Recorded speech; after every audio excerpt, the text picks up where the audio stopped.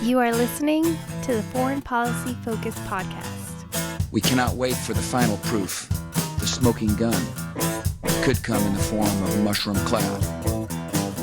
Haven't you driven enough people from their homes already? Bulldoze their villages, seize their property under laws they had no part in making.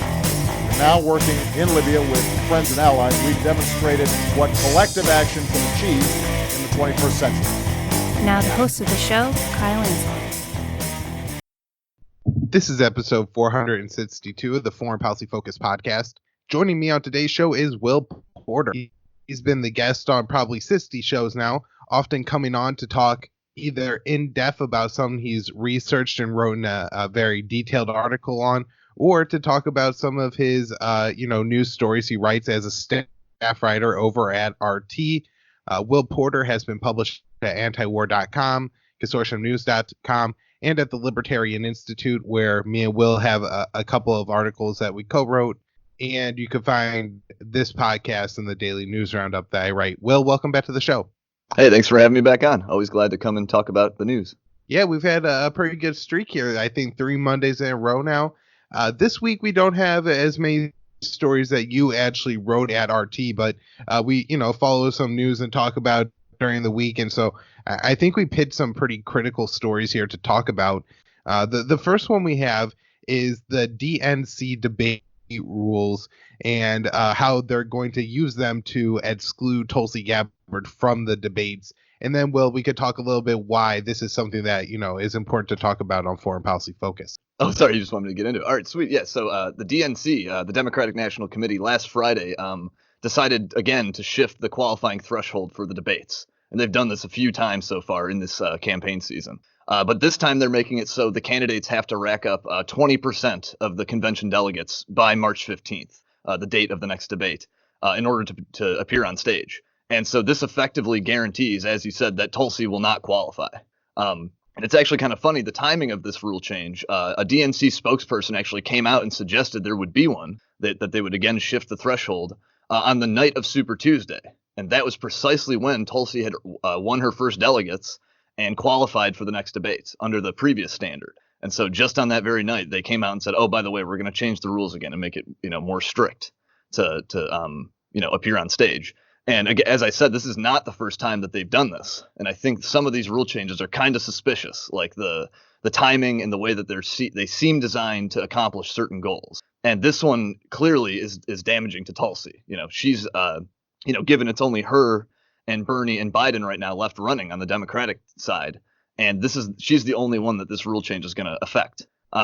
But similarly, you had a sort of similarly suspicious in January, you had this other rule overhaul where they basically benefited Michael Bloomberg, if not alone, at least disproportionately, gave him a benefit with the prior one. And so in January, they removed the individual donor requirement, which kind of signifies that you have some level of popular support. It shows that you were able to convince a certain number of people to hand over their money to you. And so they got rid of that, and that definitely helped Bloomberg. And this most recent one definitely harms Tulsi. So there are some clear winners and losers in these rule changes. Now, Tulsi does have one last chance to win some more delegates next Tuesday, when there's a couple more primary votes in a couple states. I think Michigan has quite a few delegates that she can rack up. I haven't actually done the math here, though. I'm not sure if it's even possible for her to get the 20% threshold, even if she won all of them. But certainly I do know that based on how she's polling and based on what she's won so far, I think she only won delegates in American Samoa, where she was born. And she didn't even win American Samoa, unfortunately. That was Bloomberg's only primary victory before he dropped out. And so with all that considered, it is pretty unlikely that she's going to get this 20% threshold. And so it pretty much this rule change pretty much ensures that she's not going to get on the next debate stage. Yeah, just looking at the math, pretty roughly here, Will, I don't even think it's close. I think maybe if she got every single delegate, she would be at 10% or something, but she's going to be nowhere near 20 even. And of course, she won't win every single delegate. So it does seem that this rule was written to exclude Tulsi Gabbard. And, it has to be really hard and be really frustrating for Tulsi Gabbard, who, has a limited funding for her campaign. And then, specifically runs the campaign. I'm sure it's expensive as hell to fly out to American Samoa. And that, she was just trying to talk to as many people as possible there would have been far better and more strategic places to go before Super Tuesday, but probably made a choice to go there because that was the state or the place territory that she felt she could most likely pick up a delegate. And so she does that strategy, and then they change the rules, and so that it's absolutely unbelievable. And also the fact that they last changed the debate rules to, again, as you say, allow Michael Bloomberg in, and just how funny that he's a old white billionaire, and here you have the Democratic Party working to exclude this young, fairly progressive, definitely the most anti-war candidate from the debate. And I guess that's kind of the reason that we want to talk about this on the show is, Will, what would happen if Tulsi Gabbard got to be on the debate stage with Bernie and Biden? Well, I mean, I guess my only disadvantage, hesitation to this is I think it would be a real boon for Bernie to have Tulsi Gabbard up there to attack Biden on his foreign policy record. Yeah, I think that would probably happen too. Like Bernie and Biden, of course, right now are the two front runners. So she probably would, end up just helping Bernie if she were up on stage with them. But nonetheless, she might also put some good things in front of millions of American eyes, like things that I would like people to hear and to consider. Unfortunately, in the previous debates that she was able to appear in, I think she's been excluded from one or two of them, or maybe even three at this point. I think she's had issues like qualifying because she had to earn at least one delegate, and she finally did that on Super Tuesday. Now they've changed it.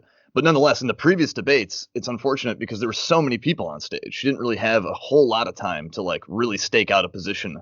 And unfortunately, I don't know if she used her time in the best possible ways in the previous debates that she was in. But we did have a couple good moments. She had a good exchange with one of the other candidates. I forget who it even was now, Bennett or something, over Afghanistan. Well, she had and then the conflict with Kamala Harris, and if Right, nothing else, we could always thank her for ending at least this her presidential bid this time. I don't think she's done running, but at least this one time, Tulsi saved us from President Harris. Yeah, definitely. That was another good moment for sure. That was like a one of her bigger moments so far in this campaign season. But you kind of pointed this out that it is funny, you have these Bloomberg, these rich white men or whatever, which is something I typically don't care that much about. I don't care about these attributes, especially for presidential candidates, like what their skin color is or whatever. But progressives certainly do claim to care about these things, these diversity, checking these boxes. And despite the fact that Tulsi checks two of those boxes, she is a woman of color, something they claim to care about. They still ignore her. And I don't know. I don't really know what reason there would be for that other than the fact that she's good on foreign policy. It seems to be kind of consistent that they try to box people out who have, decent views in that area. Now, of course, there are some people who claim that Tulsi is some kind of Hindu nationalist or she has ties to the RSS or something. But you don't really hear that in the corporate press. You sort of see that in more obscure places. But in the corporate press, it's mostly about her stance on Syria and how she's a pro-Assad toady or whatever Bari Weiss had tried to call her on the Rogan show. And so that seems to be their issue with her, is that she is anti-war. It's not these other more obscure criticisms. Right. Or at least I don't endorse Tulsi, definitely. And, her economics are absolutely horrible. She's not good enough on the war issue, and there's several other things that you say about her aren't great, but her role in this debate would be bashing Biden on his pro-war history. And that's just so important to expose, even if it's just a benefit to Bernie Sanders. Biden is far more pro-war than Bernie. So, Will, unless you got something else, we can move on to talking about Afghanistan here. No, I think that's pretty much it with Tulsi thing. It's unfortunate. As you said, she's not perfect. She's got all kinds of flaws, especially on domestic policy, but even on foreign policy, she's not perfect. But nonetheless, she's our best, last chance to get some kind of non-interventionist message on a debate stage. And now, we don't even have her. So that's, unfortunate.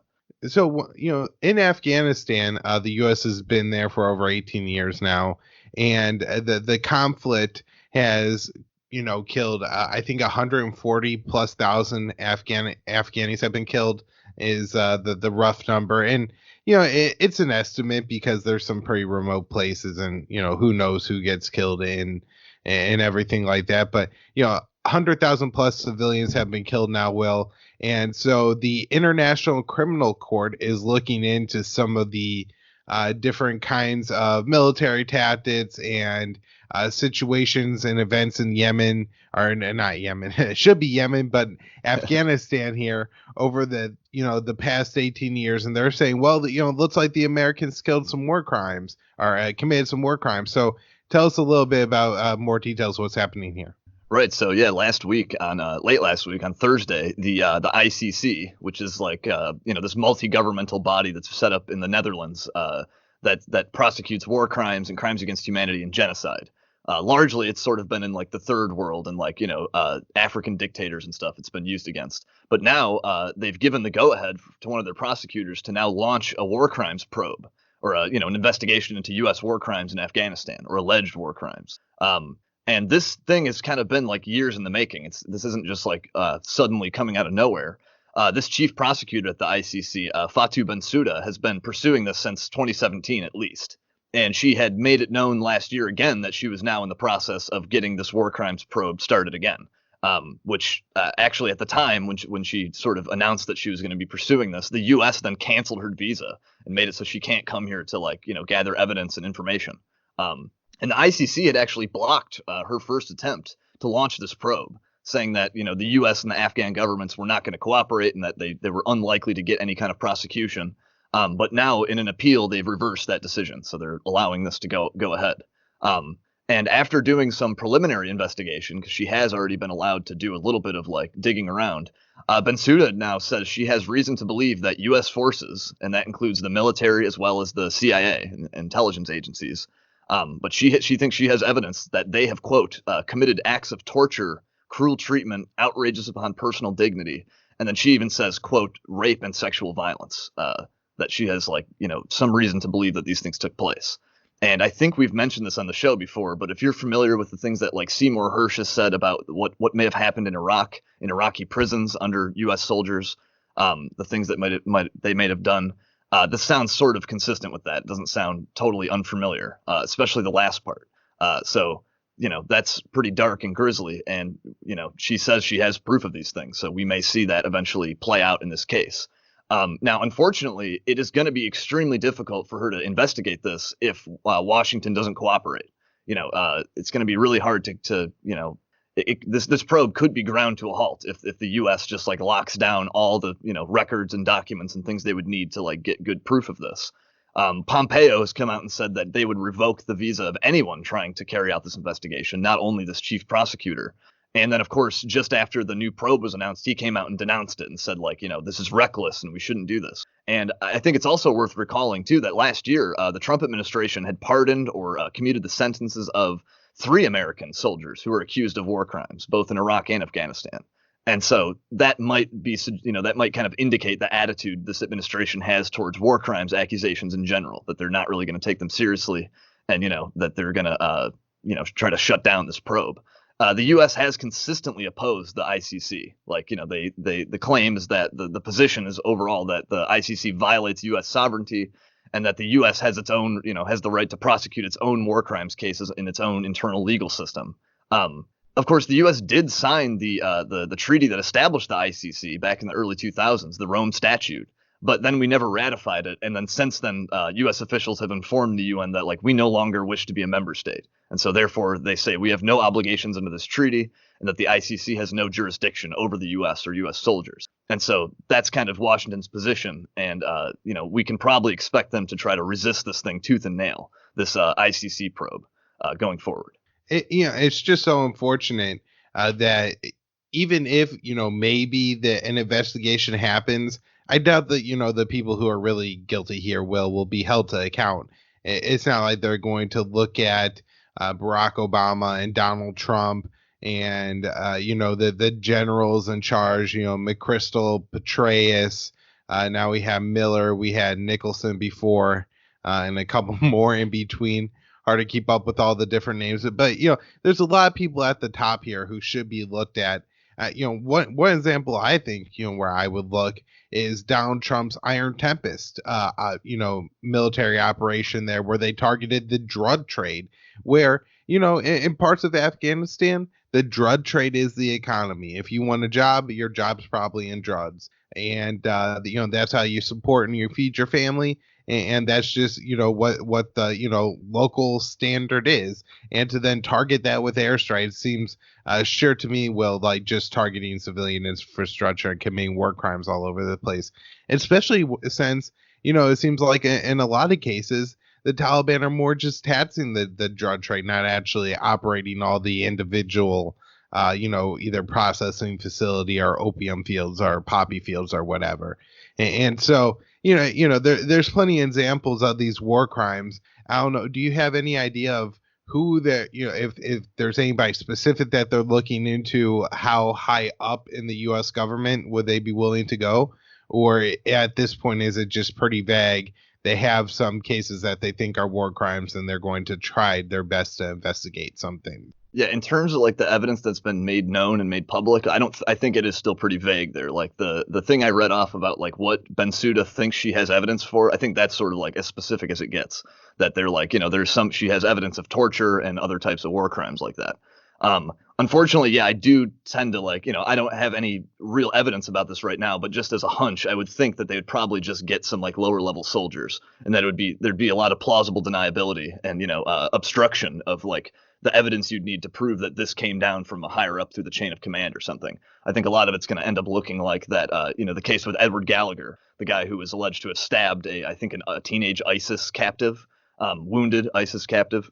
Alleged to have stabbed him to death. I think that's sort of like going to be like we're going to see things like that. If anything, we'll see individual soldiers being held to account.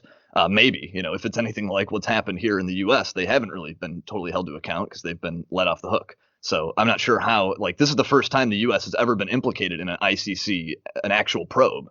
Like I said, since 2017, they've been trying to get the ball rolling on this, but this is like a first. So we don't really know how this will play out. And now that you mentioned torture, I guess I didn't think about this at first, but this could be investigating Bush era crimes, and so it's actually Dick Cheney that they need to lock up at the end of this whole thing. I think he would kind of fit the ugly, brutal, kind of guy they love to persecute at the Hague. So maybe in our wildest dreams that could actually happen. There's a few things going on in Afghanistan now, Will, and we're just a little bit over a week after the signing of the, what they're calling a peace deal. I really don't like calling it a peace deal because I think it really mislabels what happened there. I think, Danny Surgeon kind of ironically called it a surrender, but that's far closer to what happened than a peace deal. And so we had a ISIS attack on the city last week. There was a rally, and I've talked about this situation where you have the president of Afghanistan claiming he won the election, and we also have this other guy, Abdullah, claiming that actually, no, he won an election, and the current incumbent president shouldn't swear himself in. So this guy is the self-proclaimed president, Abdullah, and he was at that rally where ISIS killed 32 people. Now, apparently, he escaped unharmed. On Sunday in Afghanistan, we also had a gunman assassinate a politician and two of his bodyguards. And this was a Shiite politician. And so it seems just like even if the U.S. and the Taliban aren't shooting at each other, and now the U.S. is bombing the Taliban, at least in some cases, again, there's a lot of chaos going on in Afghanistan, Will. And I don't know if, a week after talking about the peace deal, if you have any thoughts or anything from the past week on how you think it'll go. Yeah, I mean, I certainly would. I hoped that there would be, a minimum of violence, because I think the more that pops off in Afghanistan, the more likely, the greater chance it is that the U.S. will get involved again and find new reasons to come back. That, the resurgence of ISIS or the Taliban is on the rise again, attacking the Kabul government. The Taliban, of course, I think they're arguing that, like, hey, the letter of this agreement says that we're not going to attack you, the U.S. forces, but we will attack. We didn't agree to not attack the Afghan government. And so I think it is unfortunate. Like, I don't think there's any a real good chance that we're going to see a reduction in violence overall in Afghanistan. But nonetheless, that's not a reason for the U.S. not to leave. Like they can never get back to normal as long as we're there propping up this unsustainable situation. With pouring. I think the Afghan government in Kabul is like pretty much entirely propped up by U.S. aid. And so that's just not a situation that can go on forever. So there's got to be a reckoning at some point. And so, yeah, we should now, the longer we kick the can down the road here, that only can make it worse. And so, we do need to pack up and leave regardless of this violence. Right. We've tried over the past couple of years to more secure the capital of Kabul, and obviously that's not going all that well. And there is, to say the least, quite a bit of political instability in Afghanistan, with multiple people planning to inaugurate themselves as president. And this isn't quite like a Juan Guaido situation where Abdullah's only support is outside of the country. So, I do think that this is a situation that the Americans are probably just best extricating themselves from. Kind of say, what, from here on out, the Afghans will figure out Afghanistan, and we're going to, go try to, save some money here at home and solve some of our problems over here. So, Will, do you got anything else to say about Afghanistan? If not, we'll move on to Syria. No, I think that about does it. All right. So I think the past two times I've had you on the show, the past 2 Mondays, we've talked about the situation in the Idlib province of Syria. And at the end of last week, I mentioned on the show that Erdogan had traveled to Moscow and met with Vladimir Putin, and the two of them were able to hammer out some kind of ceasefire. But I was unable to talk about the details because I didn't have any of them yet. So, Will, I think you got some of the details. Tell us what you know about the ceasefire agreement and how it's going. Sure. So, yeah, this deal was struck, I think last Thursday was like when they actually met and agreed to it. But it came into effect at midnight on March 6th. And as you said, the plan is to institute a ceasefire here in the Idlib province. And the document that they put out that, like, I guess this is the agreement. I don't know.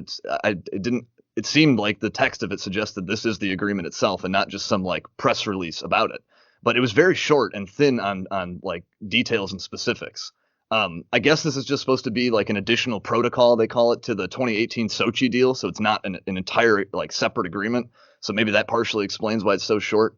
But yeah, it was pretty short on details. Nonetheless, though, the couple points that were mentioned, this deal sets up these joint Russian-Turkish patrols along the M4 highway. That's like a strategic road that runs from east to west across Idlib, starting at Latakia there on the coast. And those patrols are supposed to begin later this month, I think on the 15th of March, which gives Turkey some time to like try to evacuate some of the anti-Assad forces that are in the areas where these patrols will take place, which they're calling a security corridor. And so there's going to be patrols along this M4 highway, and the corridor is supposed to be 12 kilometers wide, and it extends 6 kilometers on each side of the M4 highway to try to, create this buffer.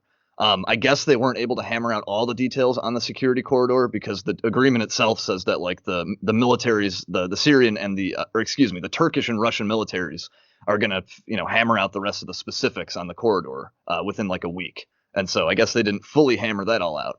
But we have seen like similar attempts to create these kind of buffer zones with previous agreements, namely the Sochi deal, which we discussed the last time I was on.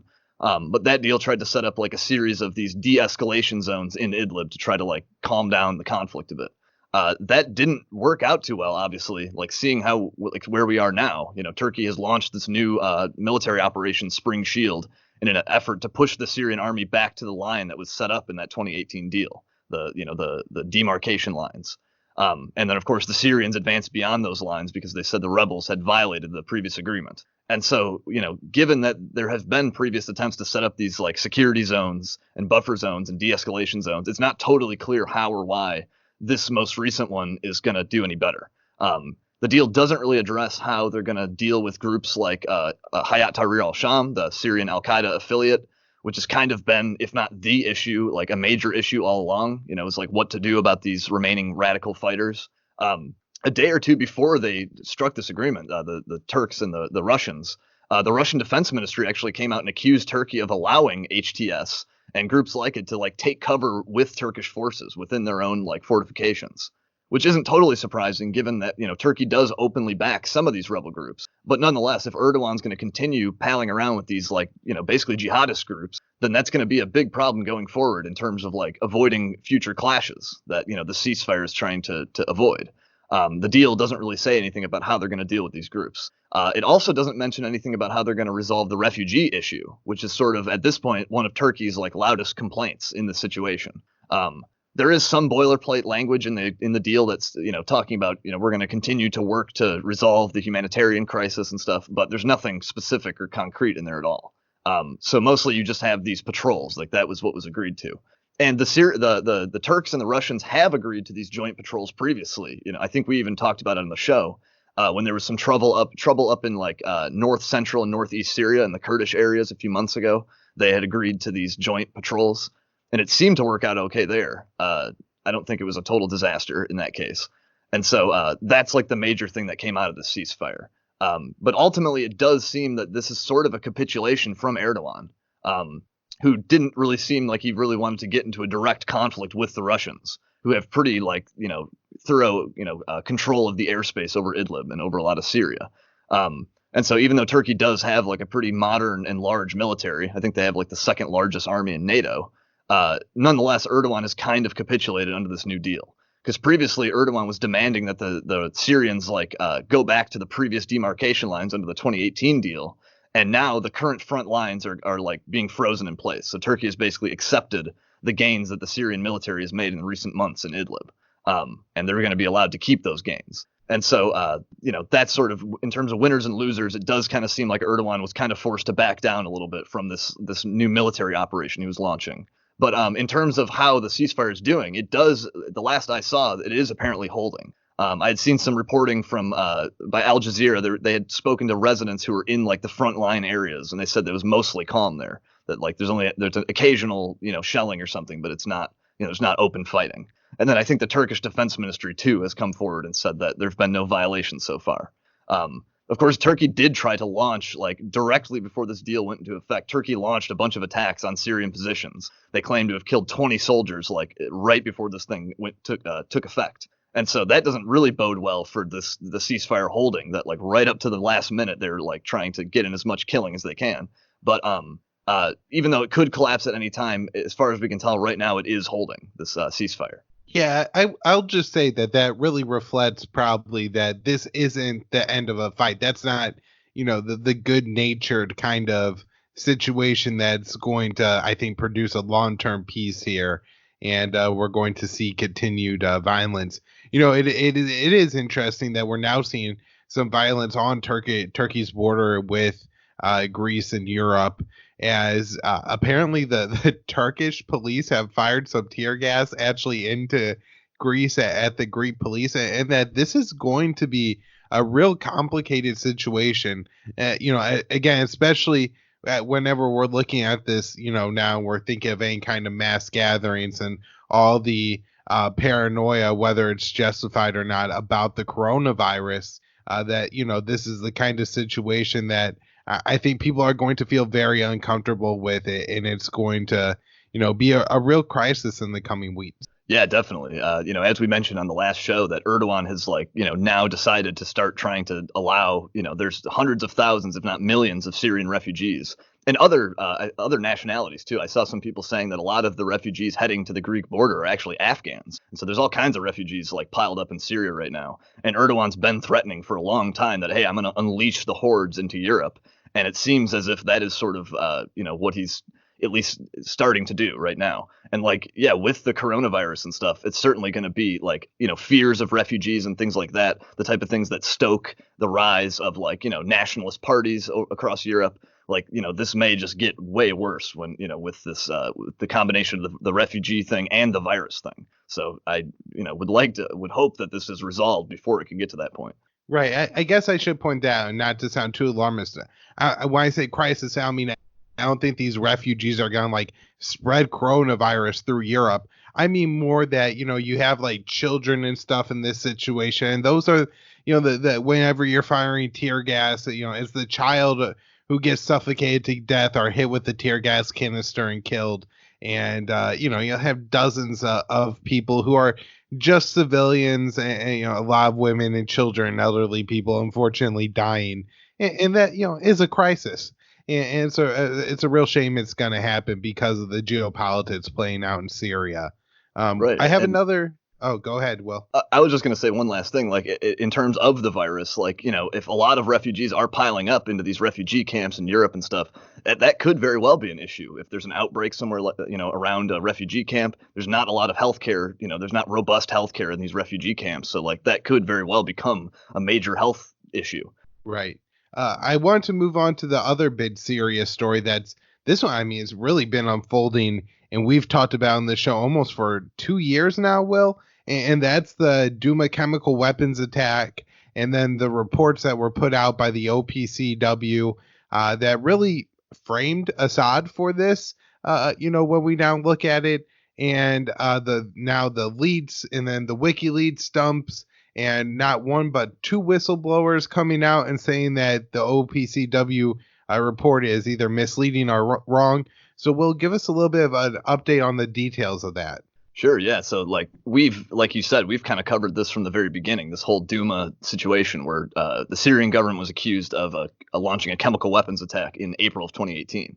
I think I actually picked out 3 shows I'm going to put on the show notes page of like in-depth shows that me and Will did on Douma, probably over the span of over a year, just detailed going through what was coming out in reports and what happened on the ground there. So if anybody wants like all that background, it's in the show notes page. Listen to those episodes. Yeah. And we've pointed out, sort of the lack of evidence that have been given for these claims about this chemical weapons attack. We've pointed out some of the inconsistencies in the OPCW's own reporting and some of their own information, as well as, the narrative of the U.S. government and their retaliation strikes. We've covered a lot of different aspects of this. But more recently, there's been some more activity with these whistleblowers and developments with these OPCW whistleblowers. And so now there are actually 3 whistleblowers. One of them is completely nameless and sort of only is corroborated what the other 2 have said. So there's 2 main ones and then one guy who's kind of come out and said, like, yeah, I think these other guys are right. And so they've, come out and disputed the OPCW's conclusions about what happened in Douma, which basically they said there was a chemical weapons attack. I think they stopped short of directly blaming Bashar al-Assad, but like they basically let people believe that and let it be implied that he carried this out. And so last May, you had this engineering assessment, this leaked engineering assessment that was actually left out of the OPCW's published reports, but it was leaked to a group called the Working Group on Syria Propaganda and Media, which is like this team of academics who are, skeptical about a lot of the narratives about Syria and the war and these chemical attacks. And so that engineering assessment was like one of the first things that came out that sort of like cast some serious doubts on some of the evidence that was used to justify the OPCW's conclusion about this chemical weapons attack, specifically saying it was a chlorine attack. And so that assessment had pointed out that there were these mysterious gas canisters that were discovered at 2 sites in Douma, both of them inside buildings, and that was sort of taken as strong proof of a chlorine attack, that these were launched or dropped from Syrian government aircraft.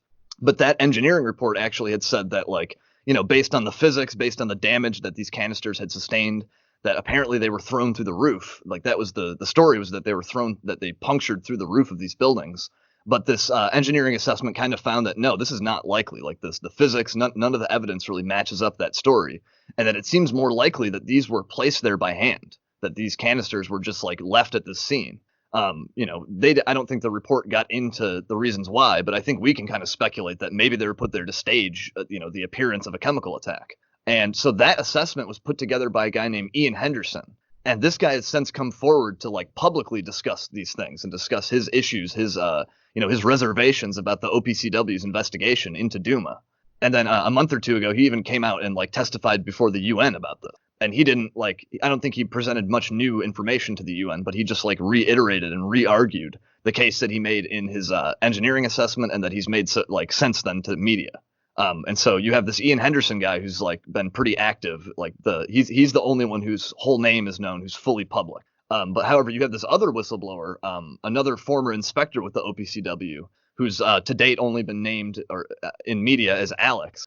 This guy also came out and he's agreed with Henderson that the OPCW's reports, at least its final report, he called it, quote, scientifically impoverished and possibly fraudulent. And so this guy was arguing that the chlorine levels that were discovered at these sites around Douma were just way too low to suggest a chemical attack. And I guess that was sort of like the part of the investigation that he had worked on. Henderson had been working on a slightly different question, but this guy was talking about like the concentrations of chlorine found at these sites. And so, you have various different whistleblowers questioning different elements of the narrative here about this chemical attack. And then just last month, you also had the Gray Zone, a pretty solid media outlet, Max Blumenthal, Ben Norton, Aaron Mate. The Gray Zone had obtained this email from a third OPCW official, apparently somebody who was in a senior position at the organization. The Gray Zone doesn't really make it too clear like how this email was obtained or like who was it intended for. They didn't really say if it was directly sent to them or if it was leaked by somebody else. But nonetheless, this third official basically is confirming what the first two guys said, what Ian Henderson and Alex have said. That he says that evidence was suppressed in this Douma probe in order to basically reach a predetermined conclusion. And the most chilling part about this third official, in his email, he says that he will not come out publicly about this because he's afraid of retaliation. And he didn't just say like professional retaliation. I'll actually just read part of the email. It's like pretty frightening. He says, quote, "I fear those behind the crimes that have been perpetrated in the name of humanity and democracy. They will not hesitate to do harm to me and my family. They have done worse, many times, even in the UK. I don't want to expose myself and my family to their violence and revenge. I don't want to live in fear of crossing the street." And so that was the third whistleblower who he didn't have as much factual allegations to come forward like Henderson did or like the leaked engineering assessment. But nonetheless, he kind of like testifies and corroborates to like the culture of the OPCW and said that like, yeah, they were suppressing evidence on this Douma issue. And there have been other leaks as well. This is not all. Like, you had these three whistleblowers, but you also had WikiLeaks last December published a trove of OPCW documents, and one of which is an email showing an OPCW inspector in Douma talking to another high-up official in the organization saying that another 20 inspectors had expressed concerns about this investigation and said that like they're not comfortable with where it was going. And so you've had quite a handful of documents and whistleblowers and stuff coming out about this alleged chemical attack in Douma. And since then, the OPCW has tried to discredit both this Ian Henderson guy and Alex. And they've tried to deny that either of these guys had senior positions in the organization, and that, they deny that these guys had any significant role on the Douma fact-finding mission, which is like what went to investigate the alleged chemical attack. And their story is sort of that these two guys are just disgruntled rogue employees that just decided to, try to attack the organization. And so most recently in this, the most recent development in this whole story, which has been like over a year in the making, you have both Henderson and this Alex guy coming forward and sending complaints to the OPCW, insisting that they have like piles of documents to prove their position within the organization, that they were on the fact-finding mission. And then you also have WikiLeaks documents showing another OPCW official like challenging their denial, saying that like, no, this Henderson guy was like a respectable inspector and that he was on the fact-finding mission. Like, what are you talking about? And so that's basically where things stand right now. The most recent thing is that Henderson and Alex have both come forward with like complaints to the OPCW, insisting that like, why would we make this up? Why would we just suddenly go rogue? And so that's basically where things stand right now. Is like, I guess they're waiting for a response from the OPCW. So just to go over for the listeners really quick, anybody who actually doesn't look at the show notes over at the Libertarian Institute, that's Foreign Policy Focus 181, recorded April 16, 2018. Me and Will react to the Douma attack and then the subsequent airstrike. And I think we get pretty close to the details right in that one. So we can say we've been right about this all along. And then there's episode 244, and that one came out in September of 2018. And the final one I have here is Foreign Policy Focus 319, and that was May of last year. So, we've been talking about this for a while. Will the lies keep coming? But I keep having you on the show to debunk them. So I think at least somewhere that there's a record of the truth, and I really appreciate you having on the show to talk about that. Is there anything else to mention on this? I think you pretty much covered all the important details that we've had over the past few months. Yeah, I mean, there's certainly a lot to say about the OPCW, the sort of weaponization of this, like, I don't think it's directly a UN organization, but they have this thing called the Joint Investigative Mechanism, the weaponization of that. It's kind of, there's a lot more to say about it, but in terms of like the whistleblowers and the more recent news about it, I think we basically covered it. Your listeners, should go back though and listen to some of those shows. There's been a lot of stuff that's come out about I've dug through some of the OPCW's documents about some of these alleged chemical facilities in Syria, and it seems that their documents don't quite match up with like the official narrative we're hearing from Western governments about their strikes taken out in response. They said they bombed a bunch of chemical weapons plants and stuff, and I've challenged that. And so there's a lot more to say about the OPCW, but I think we covered the whistleblower stuff pretty well. Yeah, actually, there is a recent article, I believe by Scott Ritter, but I'll go ahead and look, where you talked about on that show right after the attack, how one of those facilities that the U.S. bombed, alleging was a chemical weapons facility, had already been inspected by the OPCW. And you called it out then. And, now a couple years later, we're having people report on it. You had a little, the OPCW definitely wouldn't confirm that was the case, but it definitely seemed to be true that. I'm not sure if you remember all the details of that, because that was a couple years ago now, Will. But after bragging a little bit, maybe talk and finish out here talking about the coronavirus on today's show. I had an email from a listener saying that maybe we had downplayed the concern about the coronavirus too much on the last show, Will. So I was just wondering, we're now another week later, and do you have any more thoughts on the coronavirus or anything you want to say about it? Yeah, I mean, certainly I do take some of that email did have some good points. They did kind of we may have sort of downplayed the risk of it. Like we were comparing it to Ebola and comparing it to the swine flu and just how widespread that became, and just trying to say don't freak out. But nonetheless, I do stand by the email that was sent to us was attached to that was this pretty long detailed article explaining what were all the possible risks of the coronavirus and stuff. And I basically accept what they're saying. Some of the major risks they're talking about are if there's a major outbreak in our country, there could be a sudden overwhelming of the healthcare system, stuff like that, which could end up having worse outcomes.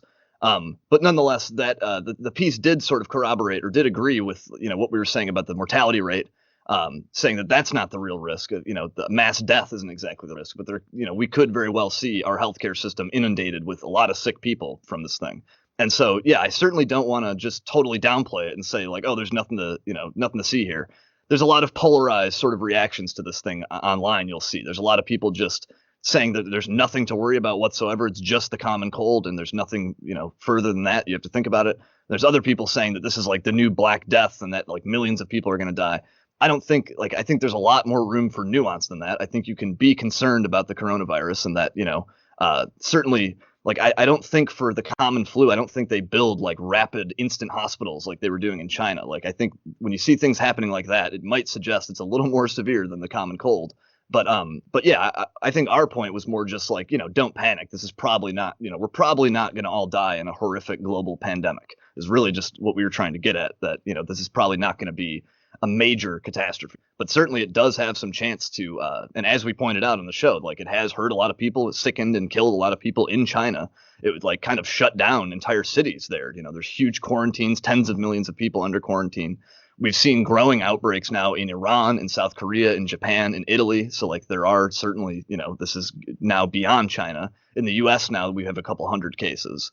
And so, I don't want to downplay it entirely, but I still would maintain that this probably is not going to be a massive catastrophe, a mass death scenario. Yeah, right. I think maybe the only thing that could come off on the show was that, we read the news every day and there's all this hype around it. And it does seem like they're trying to get you to fear far more than you need to fear. But at the same time, it is something that a lot of people are going to have to deal with.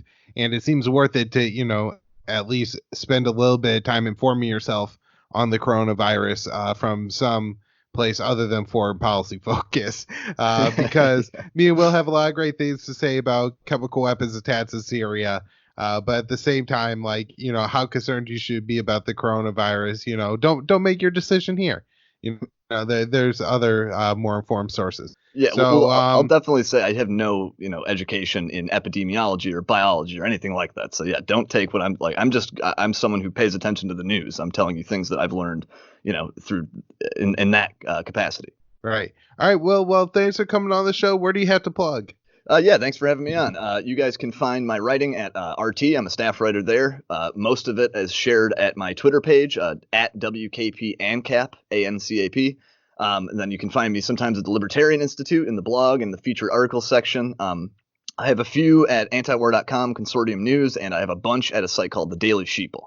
All right, and then check out libertarianinstitute.org. You can find my news roundup and the show on the homepage.